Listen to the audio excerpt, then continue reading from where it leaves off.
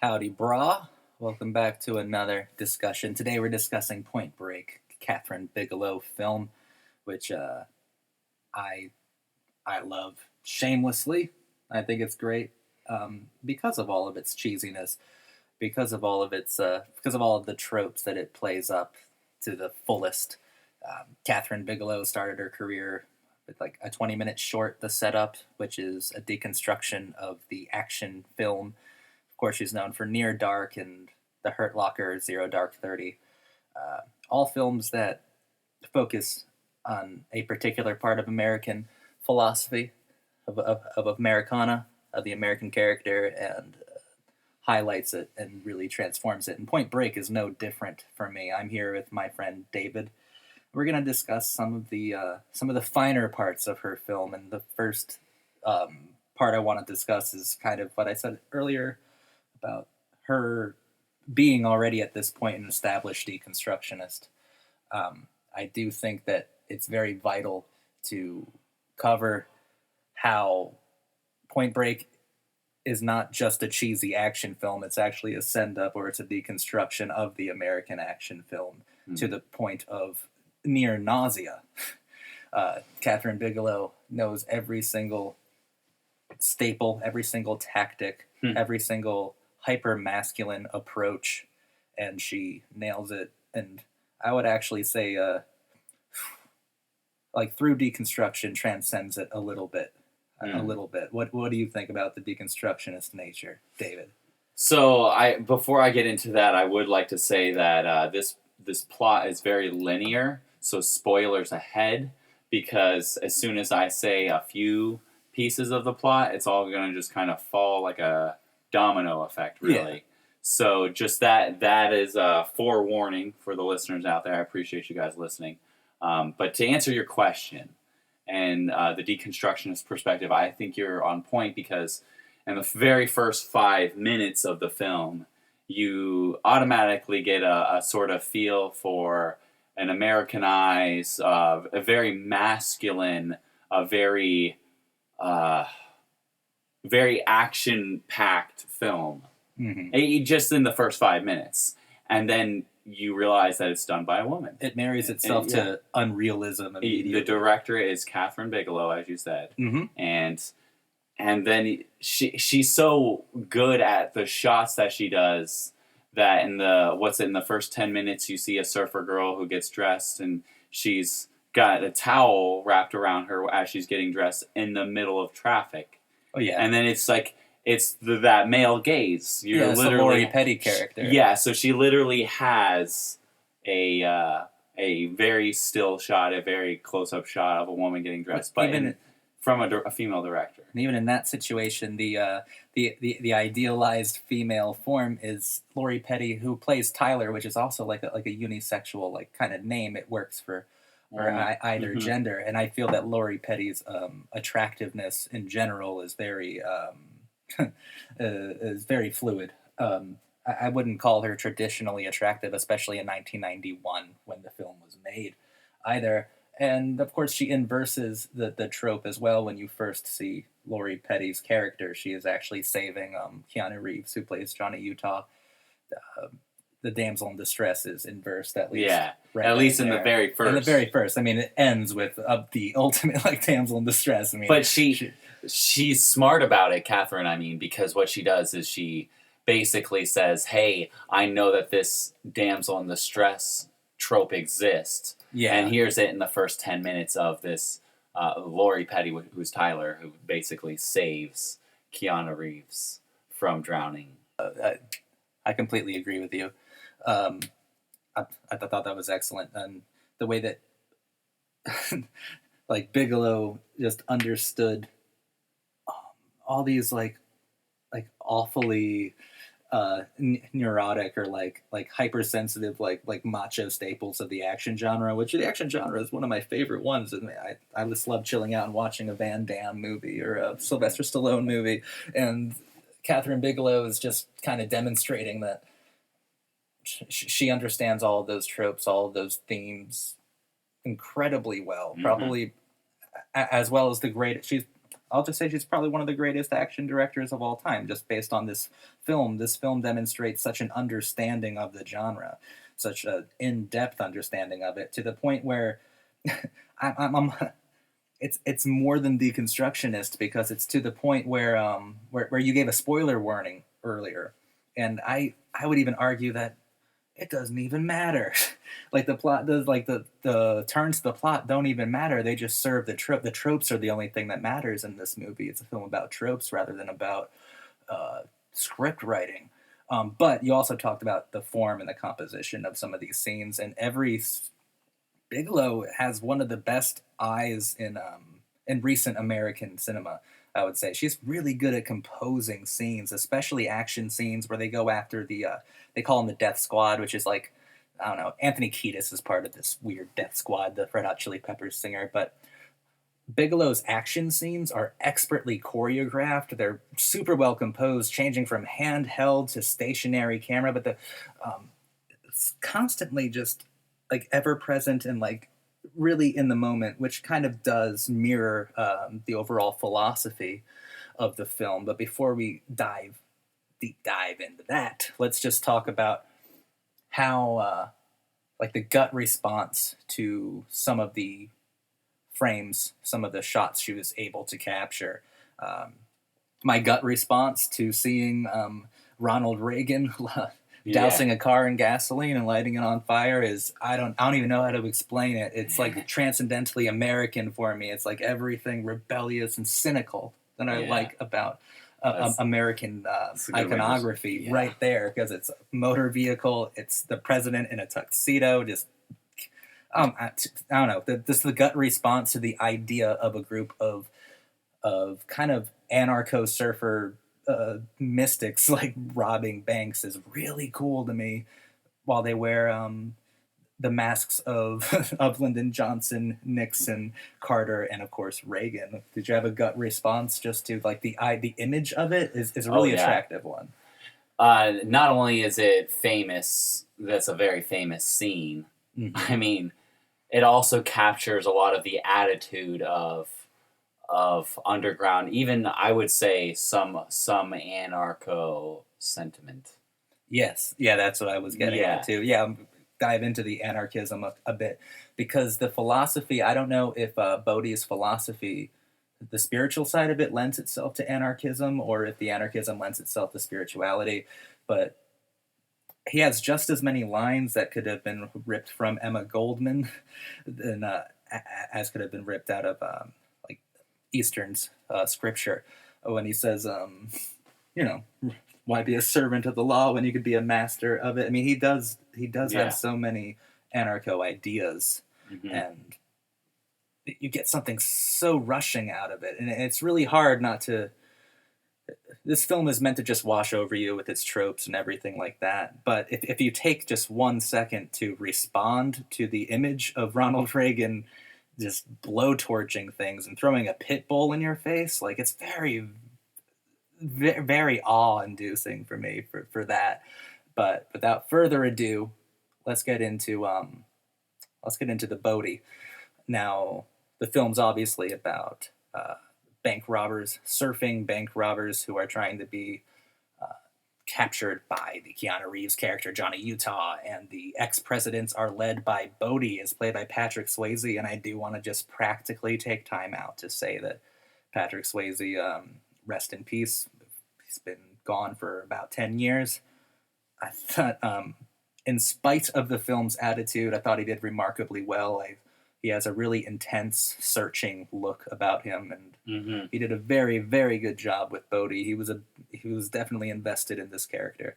And now we're just going to talk about what that Bodhi figure represents, tropes, symbolic, things like that. I'm going to let David start it off, though. He's probably sick of my voice right now. Oh, not at all. I would like to start by addressing how the Bodhi was introduced in the film. And it happens in a very masculine, overtly macho way, where at first they're talking about surfing, and then they're making fun of him for being a bad surfer, but suddenly they start playing football on the beach. Yes. Which, I mean, football is the Church of America. Yeah, it's the definitely like the religious sport for Exactly, sure. and like when Keanu tackled Bodhi into the water, you do get the idea of a sort of baptism. Mm-hmm. A baptism happens several times with Keanu Reeves, and I think that has to do with I don't want to be stretching too much, but I do know that not an eightfold path, but I do know that there are several different levels within Eastern spirituality that you have to pass through, and I almost feel like we don't go on an academic search through each one, but there are different times where Bodhi makes Keanu Reeves prove something to himself or something like that. There's some kind of awakening, like multiple different times that Bodhi forces him to go through. And I know that the real Bodhi, as David was telling me, is kind of like an intermediary figure between the human being and the Buddha. Well, I mean, I would like to delineate and say that it's a little more pseudo-intellectual into the Buddhist philosophy and Buddhist religion than it is actually, than it has actual any substance. And I think that's where a lot of criticism for the film comes from. Oh, the criticism is understood. Yeah. I just also don't think that the critics understand that it's also a deconstruction that Bigelow, I think she demonstrates in the movie that she's really well aware of how cheesy it is. But I think she's also perfectly aware, kind of cynically, how easy it is to manipulate macho cinema into something successful, just given the proper tools. And one of those tools is a dagger of spirituality, which is Bodhi. But Bodhi does work really well. And to just be clear and to clarify, we are talking about the 1991 Point Break, not the 2015 Point Break, which had far more negative reviews. So far more negative reviews is absolutely right. I've actually haven't seen the remake, but I could only imagine. The film hardly works for 1991, let alone 2015. I think it's fantastic, but especially for the 1991 because it sort of became a staple of the 90s. Yes, because it was that transition period from the late 80s into the early 90s, and you sort of do get that vibe of where a lot of, like, when I was growing up, I grew up and I had surfed many times because I've lived in Florida for a long time. And that eventually you do get, I mean, sure, I'm an outsider technically to a Floridian who was born here, or even to the natives who actually lived here before any settlers came. But, I mean, not to get into that, but to really get into the Point Break of it, I really, I almost had a sense of nostalgia for my childhood growing up because I grew up in the mid-90s surfing. So this is and to me it's iconic of the surfing lifestyle because Keanu Reeves actually had to learn how to surf in order to play the role of Johnny Utah. I would love to make the argument that Bigelow presents these surfers as so clannish, as so alien that it's almost a film made for people who've never been to the beach. Like, look at these crazy people with their surfboards. And it's like, it's not that weird if you actually live in an area where people do surf. Like, normal people surf, bruh. I can't, him saying bro, the way he says it though, is so... But that's the unrealism that makes Bigelow's vision so fucking cool and American, because I think that it's pseudo-intellectual. It's a pseudo-intellectual version of a lot of Eastern mentalities and ideologies, but I think that that's a really good way to translate it into American youth culture. I think that American youth culture would digest, consume, and project these ideas in a kind of nearly facile way, but not necessarily... can something be both unreal but authentic at the same time? It's sure. Yeah. I definitely think it can. I mean, there are many examples I could point out to where that's the case, especially in film. That's what I feel from part of the nature of film. Idea, because I do feel that it is a deconstruction, but I also feel that Bigelow does respect the ex-president mentality. For some reason, I do get that feeling. What do you mean by respect the ex-president mentality? Because I still don't think that they've offered a compelling alternative philosophy to the philosophy of Bodhi in the movie. The philosophy of Bodhi is the only persuasive philosophy that the film expresses. I see. She does offer other ones, but the FBI is too stringent, old-fashioned, outdated, out of touch, not anti-spiritual. Yeah, you're right about that because the FBI's discussion, or even the whole movie, doesn't really discuss justice. No. Justice isn't. It's just like just kind of there. It's a tool rather than a concept, rather than an ideology. You know. Exactly, and Bigelow's so focused on demonstrating parallels between these two people that, yeah, justice just takes a back seat, because when Gary Busey dies, one of Patrick Swayze's boys dies, like things like that. She's just so interested in showing the duality or the tit-for-tat nature of these two different people that you don't think about justice on either side. Cause right. It's not as complicated as I'm making it sound. She's just yeah, exactly, showing the parallels. And where she gets... It's clear that there are Buddhist ties because as soon as Patrick Swayze is introduced and he's about to say his first line, I actually called it out. I said, oh, it's the Bodhisattva, isn't it? And as soon as I said that, he got his first line. And oh, not only did David point that out, but before Bodhi got his first line, he said, man, it reminds me of some of those just thrill surfers, man. The ones who just surf those huge waves and die. God, that doesn't happen, does it? And I'm like, well, yeah, it does. That's exactly what happens to this guy before you even see him. Actually, I didn't. I said it in such a way. I said, let me guess, he's gonna go for the ultimate rush for the ultimate experience, right? Yeah, and then literally what's said in the movie. Yeah, Bodhi later says to have the ultimate experience, got to pay the ultimate price. Yeah, ultimate price. That's what he said. So I said awesome. Rush for experience. Which, while we're on that, I think that is actually the most poignant part of the film. The part that I wouldn't even call deconstruction. I wouldn't even say it has to rest on the laurels of pre-learned notions of action film. I think that the primary philosophy is that the ultimate experience for the ultimate death. Right. So what she's doing is she's toying with the idea of liberation. Yes. And she's doing it in a very Americanized way, and through annihilation, correct? Right, through annihilation, because that is more Buddhist, because you have the Hindus who have the Atman, and then you have the not the Buddhists, the Hindus. The Hindus have the Atman. Right. And then the Buddhists, they have the Anatman, which is the non-self. That's what the Buddhist is. And so I think she, as a director and an intelligent person, probably knew that. I think so too. I'm not Kathryn. But I think that her American translation is not the other self, but is the actual self. Is the American translation. It's more, they say kamikaze 1,000 times. And well, yeah, they do say a few times, but yeah, yeah, not 1,000, but it drives the point home of basically, like I said, if spoilers don't even matter because they set it up so clearly at each step, and including the ending, including the idea that they say kamikaze over and over again. They say, go ride these thrill waves, and you know exactly what's going to happen, but somehow it's still engaging. But still, to go back to the philosophy, I think that's a uniquely American.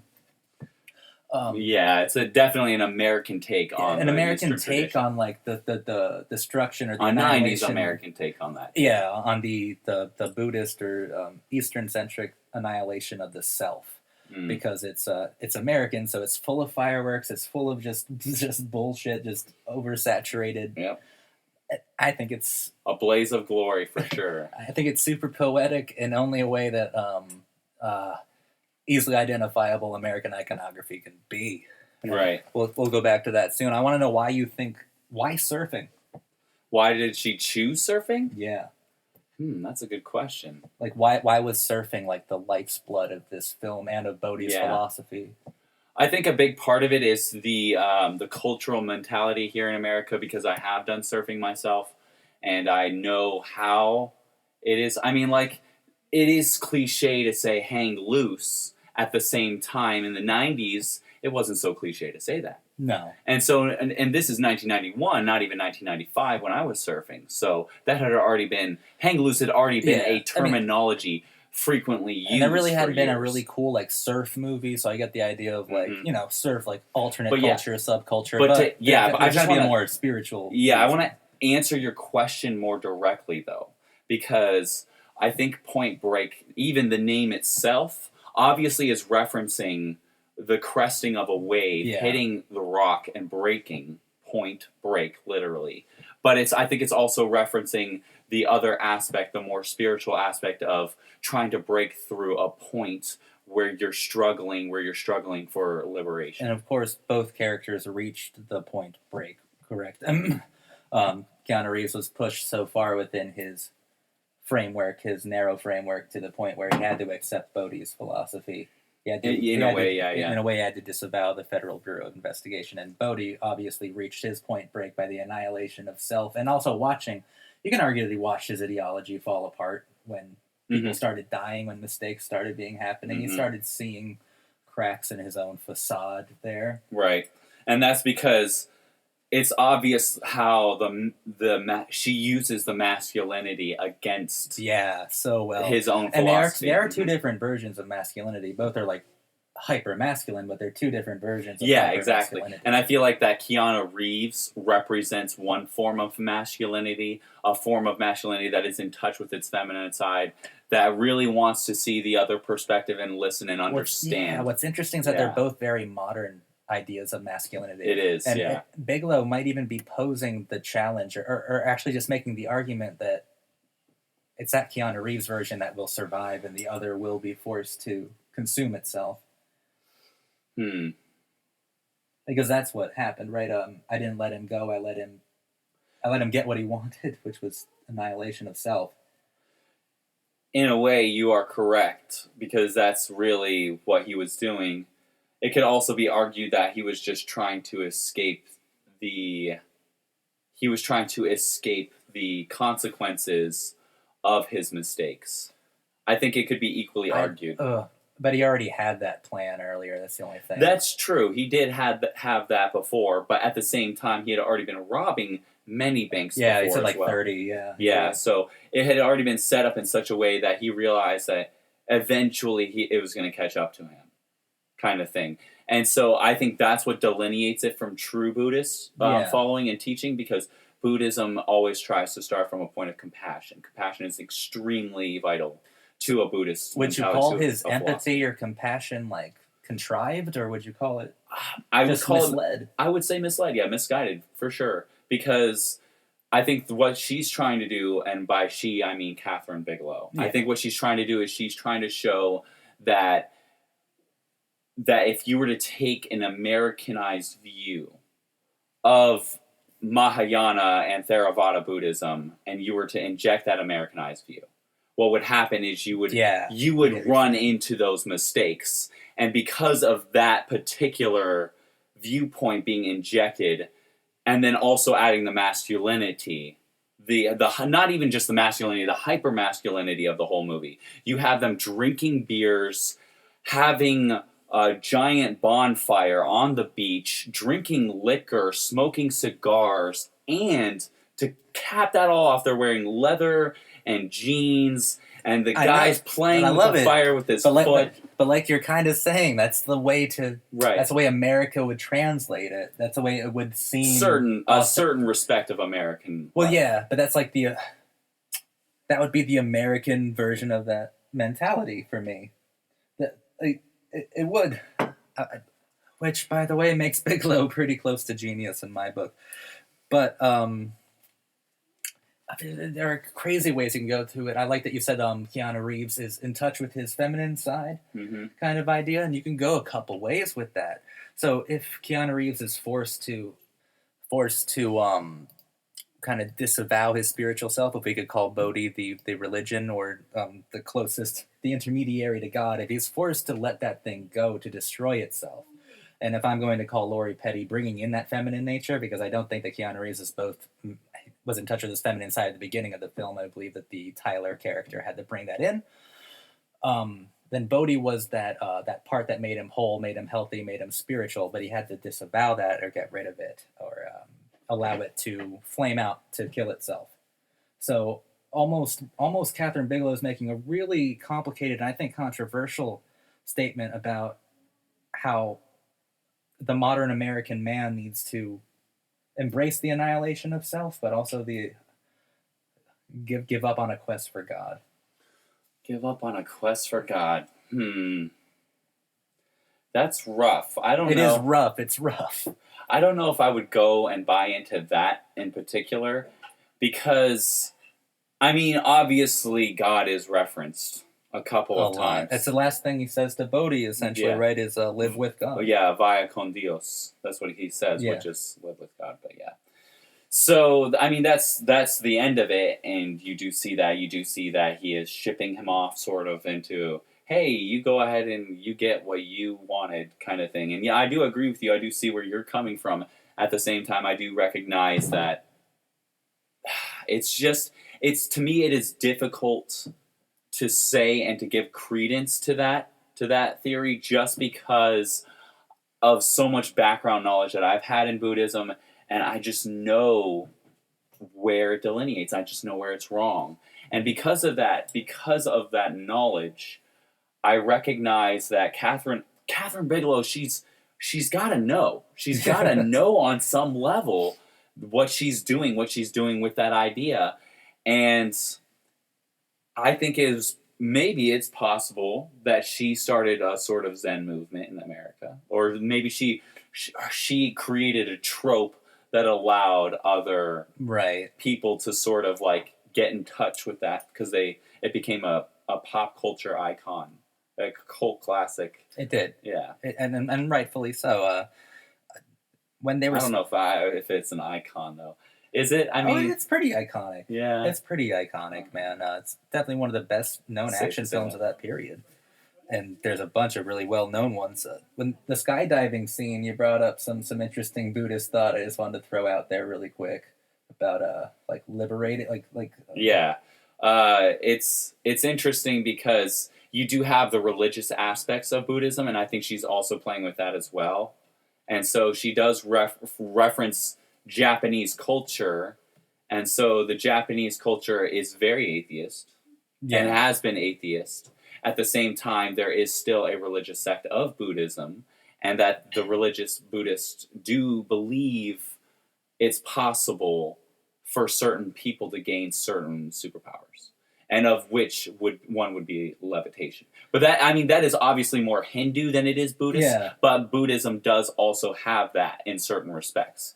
So we're kind of bouncing back and forth between like Bigelow's, once again, this is like non-academic version of Buddhism, but Bigelow's version of Buddhism, popular pop Buddhism, to American ideology. It just seems like she just literalizes the most hyper-intensified aspects of Buddhism, yes. Right? That's what she's doing? I definitely think that's what she's doing.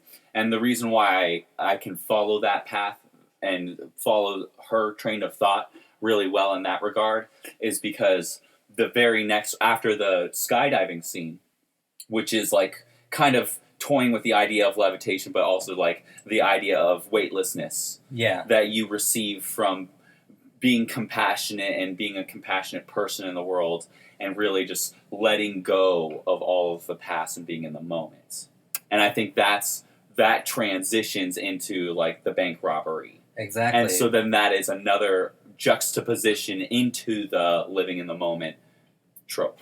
And if you watch any interview with Bigelow, she talks about how important the juxtapositions of this film are. She didn't really go into too much detail, but like we're kind of discovering just how important each juxtaposition truly is to getting to the philosophy of this film that has been overlooked for a while. And before we get off the skydiving, I just want to kind of just gawk or just talk about how remarkably well photographed, once again, that was an incredibly well photographed sequence. Bigelow. Yeah, when they all joined hands and it was a 5-point star kind of look. Yeah, with their heads. I can only guess how long that took to film. How many times they had to jump out of the plane just to get those shots. I mean, because you'd think it's just one shot per jump, and there were 30 or 40 different shots in that. But it was just a film. She's definitely really steady camera. She's juxtapositioning the American values alongside the Buddhist values, and where the Buddhists, especially the Tibetan Buddhists of the Theravada or the Pali of the Mahayana, what they do is they're very much about patience. They're very much about contemplation, serious meditation. They don't mess around with drugs and alcohol and all of that. They are very much a stoic, almost like it's a middle way. It's a middle way. It's not being too what's the word, minimalist. It's not too minimalist, but it's not gluttonous. It's kind of an in between.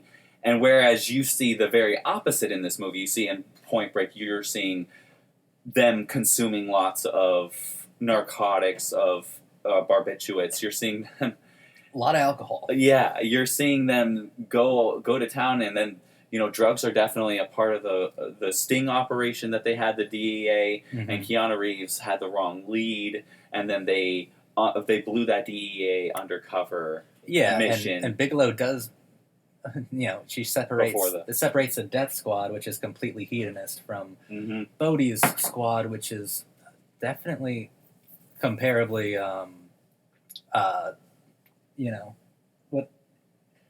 comparably different, comparably more noble, really. Yeah. And but Bigelow makes this uniquely American dialogue because of like you were covering with the juxtapositions of the shots and what they actually mean metaphorically within a simple understanding of Buddhism. It's uniquely American in that they are literal metaphors. They are happening at hyper intense speeds right in front of your face with no time, no patience. The opposite of patience, truly. Yeah. It's just really remarkable. You even get a Robin Hood idea from Bodhi. I mean, that's an inescapable archetype. I think that might have been the one thing that wasn't it's unavoidable. If you're going to have a character like Bodhi robbing banks, you're going to have a Robin Hood feeling. But I think he was far more anarchist, far more self-serving. I mean, he never gave money. Yeah, exactly. Else. And he didn't expect him to. He was all about fighting for the people in their metal coffins. But what do you think it says about Bigelow was saying about might not be Bodhi's spirituality specifically, but even the things he was talking about were so far removed from what she set up as the normative ideas, which is the FBI and things like that.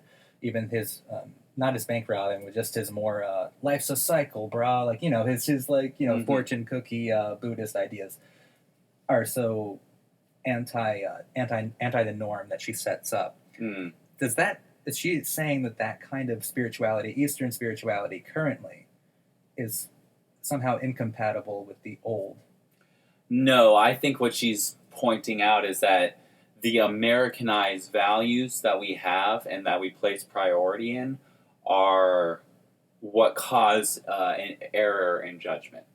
And that is reflected in Bodhi's decisions throughout the movie when the people are dying. So you're saying that Bodhi is not actually removed from the normative. No, he's not. He is within it still. Right, he's still within it, and I think what's really happening is she's saying because he's Americanized, because he's doing this Americanized lifestyle, he's still trapped. Would you call that he's not liberated. So her argument is actually that that Americanization is actually defiling it. I don't know. Well, then why would he choose to rob his banks with the colorful theatrics that he chooses to do? Okay. Because that's so American. I might go out on a limb and say, yeah, that is possible. Okay. And in fact, not even just possible, I'm going to go and bank even further and say it's probable that's what she's saying. Obviously, I don't have enough of I only have a bird's eye view.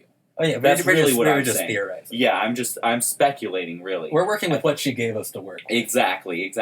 Though I do feel that. I do intensely, like I have this sort of like intuitive approach. Seeing that, I'm thinking, she's probably referencing that the skydiving scenario is juxtaposed with the fact that Keanu Reeves' character is in deep shit.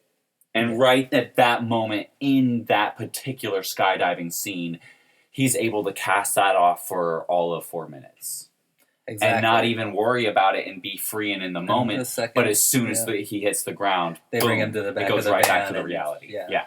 And so what I think shows a bit of sociopathy on Bodhi's part. Of like, we're back on the ground. Let's look at this video. But what I wanted to carry that forward and say that's again reflected later on when you see he's trying to say we can do whatever we want. We can say fuck the system, and that is immediately juxtaposed by them doing a reckless decision of robbing the vault for the first time. Exactly. When they don't. But it's just so odd. And it goes back to, like, spoiler doesn't even matter because they set it up at the beginning. They never go for the vault. So you're like, okay, so they're going to go for the vault. Right, exactly. Like, they never killed anyone. Oh, so they're going to kill someone and go for the vault at the same exact time. It's Excuse me. It's just brilliantly counterintuitive or, like, brilliantly dumb, like, on purpose. And I think that's really cool. Yeah, and it's obvious that a lot of, especially postmodern, because anything that's going to be deconstructionist in nature is going to have a postmodern feel to it, and that postmodern feel is going to have a TV trope or a few TV tropes where it points out the fact that there are several fourth wall breaks. The first fourth wall break is on the beach at the bonfire, the people looking into the camera in the party. Yeah, it was almost like Fellini-esque for Satyricon even. Yeah. And then there's another scene where they break the fourth wall where he makes a reference to another movie. It's the first time I ever caught it. I've seen it a couple times, but they were talking about Bodhi, and Keanu Reeves is like, yeah, I followed him, and then he went to Patrick's Roadhouse for dinner. Yeah. And, like, his name's Patrick Swayze, and he's most known for the movie Roadhouse. This is pretty on the nose. Yeah. So it's obvious that it's not called lampshading because there's no plot hole, but it's called, I don't know, it's like cover the blanket or something like that. So, like, she's making it overt in the movie through the actors who are actually supposed to make you immersed, and then she makes them break the fourth wall to reference something in order to get to another point. Absolutely. And that point only enhances the deconstruction. It doesn't diminish or relativize it. And that, I think, is a brilliant move on her part. Yes. Because what the juxtaposition of that fourth wall break was going back into the Bodhi was basically saying, oh, in this Roadhouse movie, this particular error in judgment was made, and hey, it's coming back. And so then that same mentality is, again, lampooning a particular type of American perspective. Not necessarily American values, not necessarily the entire American endeavor or whatever you want to call it, but certainly a specific hyper-masculine version. It's brazenly touching on the iconography, just like having Keanu Reeves saying, I'm loving it. Yeah, and he has the McDonald's little advert. There's no McDonald's anywhere, but we know what that means. Is in there, and then there's a Coca-Cola bottle, and it's there. The advertising has to be there, and it only enhances the movie a little bit because that is part of what America is known for. It's known for advertising. It's known for, putting and injecting the sort of corporatization into anything and everything. Oh. How do you think Bodhi's little troop operated as a corporation, as an organization? Do you think? Well, if you were to take that and you were to do sort of the Western tradition of universalizing his actions, everything would come to shit and everything would fall apart. And so I think if you were to just take away from the Western and you were to go to the Eastern values and you were to really look at it critically through the lens of Buddhism, you would know that Bodhi wasn't doing it in compassion. Yeah. He was doing it for selfishness. He was being selfish, and he was also being, I would honestly say, too idealistic to the point of recklessness. I don't think anyone would challenge you on that. Yeah. Reckless is one of the definite descriptions of his character. What do you think the function of... I thought the function of Tyler or Lori Petty was to add a feminine quality to Keanu Reeves. What did you think her function was?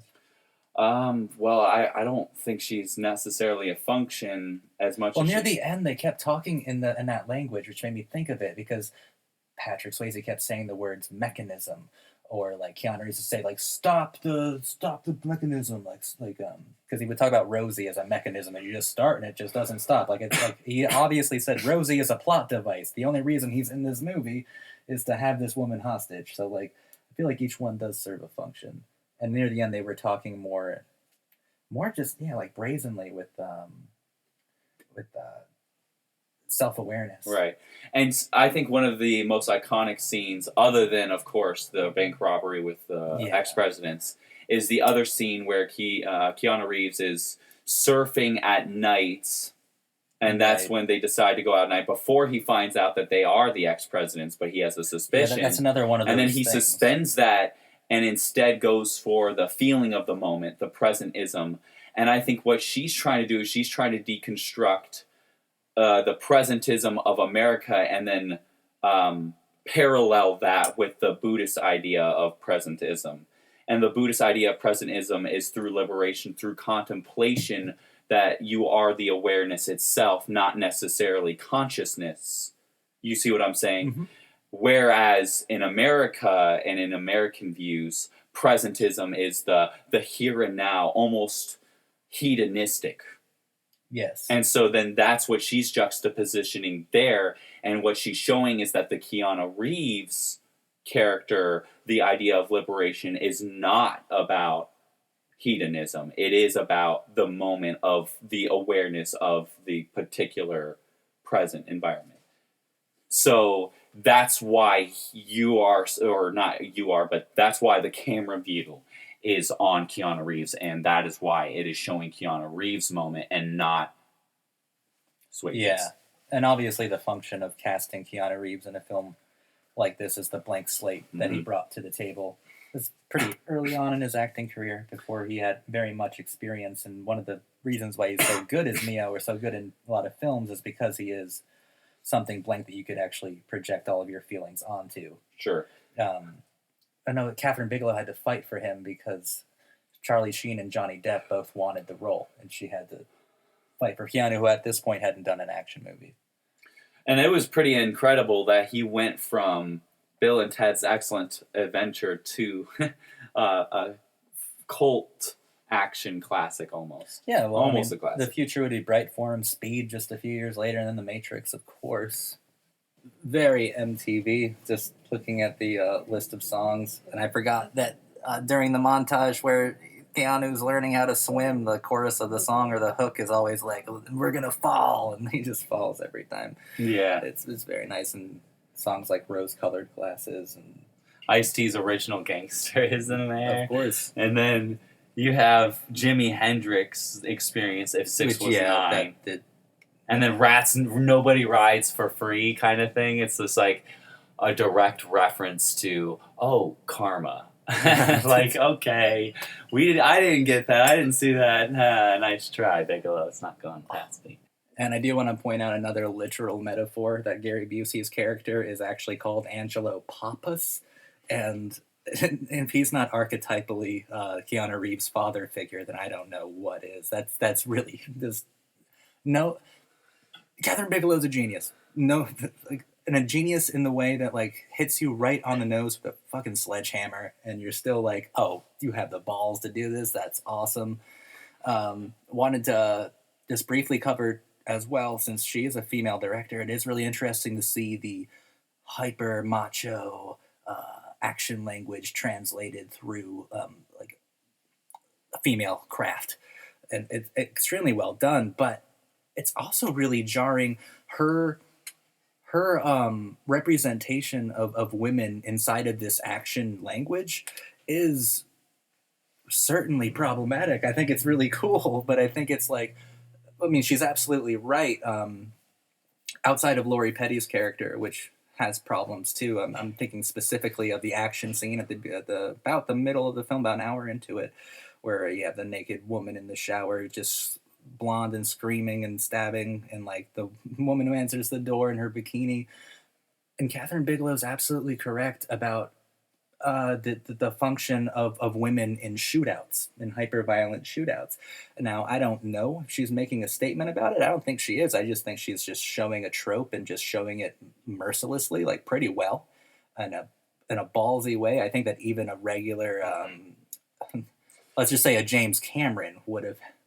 James Cameron actually treats women completely differently. If you look at Sarah Connor from T2 or Ellen Ripley from Aliens, totally different. Which this film did follow after T2 Judgment Day. Yes. So I found that pretty interesting. And I wanted to jump off what you just said with the screaming ladies in the shootout.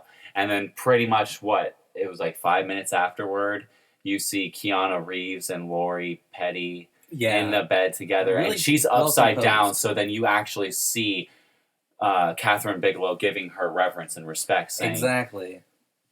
I found that interesting. And then now that's our clue that she's aware of that trope, and that she knows that if someone notices both of those things, then we know she's also aware of that trope. So she knows that we know that she knows. That is so cool, Kathryn Bigelow. You a genius. Okay. Sorry, I just had to point that out. And yeah, it's a remarkably well put together film. I do think that people probably do look at aspects of this film and repeat them. I do think it is an influential film. It's definitely one of my favorite. It's definitely one of my go-to cheesy action movies. Yeah. But you can also spend upwards of an hour talking about some of the inner dynamics of the film. And I am really taken away with how well composed the movie is. Bigelow knows exactly what she's doing with the camera, and it just looks great. And I think it's wonderfully cast too. She picked the perfect props to put in her film.